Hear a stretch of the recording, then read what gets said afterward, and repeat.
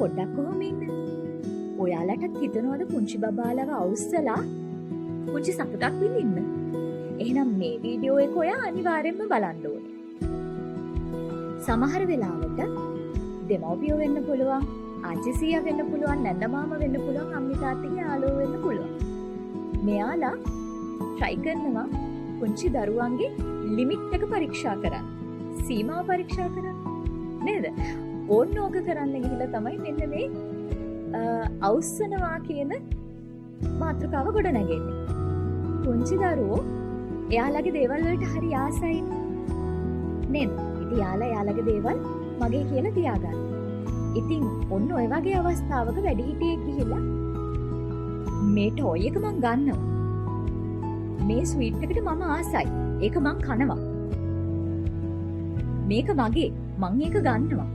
ඔන්න ඔය වගේ දේවල් කියලා පුංචි දරුවන්ගේ හිත රිද්දෙනවා. දැකලා තියෙනවද? ඊළඟ කාරණාව තමයි කම්පෙයාර් කරනවා. හරියට නසින්දු කියන්න පුළුවන්.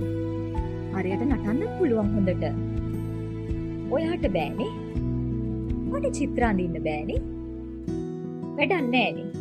අයියෝ ඔයාගේ වැඩක් තියෙනවද? ආපෝ ඔයා නම් වැඩක් නෑ. ඔයාට ඒකවත් කරගන්න බෑ. මට ඒව කරන්න බෑනේ. මගේ නෙගටිව් විදිහට පුංචි දරුවන්ගේ හිත රිද්දනවා.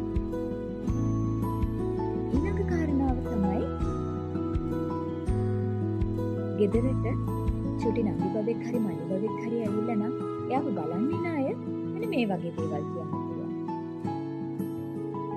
නංගි බබා නම් හරිම සුදුයි. මල්ලි බබා නම් හරි කියුට්. ඔයා නම් කළුයි. ආපෝ ඔයාව නම් අපිට එපා. ඔයාව අපි ආයි දෙන්න යන්නේ. ඔයාට අපි කැමති නෑ. අපි කැමති නංගි බබාට. අපි කැමති මල්ලි බබාට. ඔන්න ඔය වගේ දේවල් කියලා හිත රිද්දනවා. අඳුරගන්න මේ බුලින් තමයි.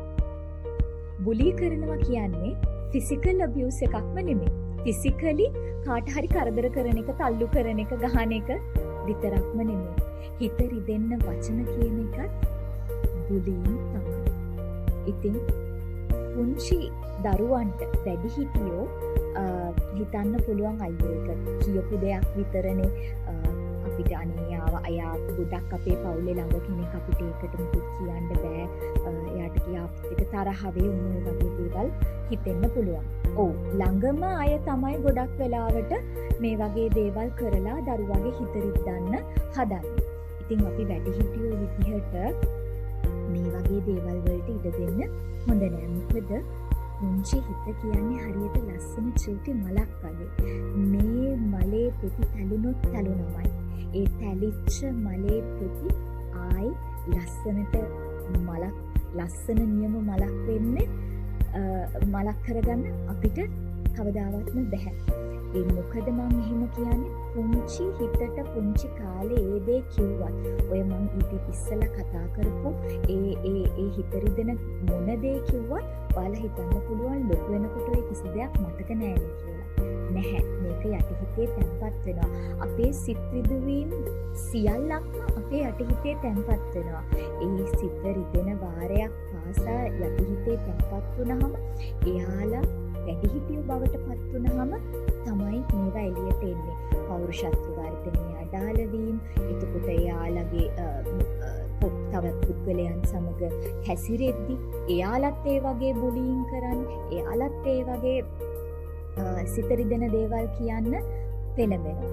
ඉතින් මම වැඩිහිටියන්ට මේ දෙන උපදේශය තමයි අපි පුංචි දරුවන්ව අනාගතේ ලස්සන මිනිසුන් බවට පත් කරන්න නම් අනේ මේ වගේ දේවල් නොකර ඉන්න, මේ වගේ දේවල් වලට ඉඩ තියන්න එපා.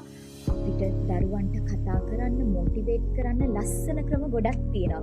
මම හැමදාමත් කියනවා වගේ ආදරෙන් දේවල් කතා කරලා කියන්නේ, ආදරෙන්ම යාළුවෙක් එක්ක ඉන්න මේ වගේ දේවල් වලට බුලියින් වලට ඉඩ තියන්න එපා. එහෙනම් මං හිතනවා මගේ අද වීඩියෝ එක ඔයාලට මොනවා හරි උදව්වක් වුණා කියලා. මගේ channel එක subscribe කරලා තියාගන්න, මගේ TikTok channel එක follow කරන්න. තවත් වීඩියෝ එකකින් අපි හම්බ වෙනකම් ඔබ සියලු දෙනාටම සුබ දවසක්.